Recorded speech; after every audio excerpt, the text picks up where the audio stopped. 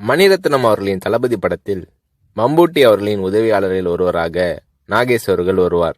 நாகேஷ் அவர்களிடம் 10 நாள் கால்ஷீட் வாங்கி இருந்த போதிலும் படத்தில் நாகேஷ் அவர்கள் நடித்த 3 காட்சிகள் மட்டுமே இடம்பெற்றிருந்தன.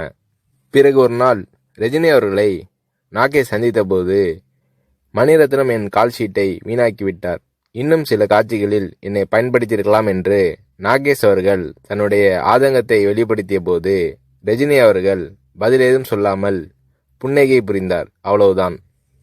பின்னர் தான் நாகேஷ் அவர்களுக்கு ரஜினி அவர்களின் மௌனத்தின் அர்த்தம் புரிந்தது. ரஜினி அவர்களிடம் பேசிக்கொண்டிருக்கும் போது அங்கே இல்லாத 3வது நபரை பற்றி குறை சொல்லி பேசினால் ரஜினி அவர்கள் அதை விரும்புவதில்லை. 3வது மனிதரை பற்றி பேசுவதோ விமர்சிப்பதோ நாகரீகம் இல்லை என்பது ரஜினி அவர்களின் பாலிசி.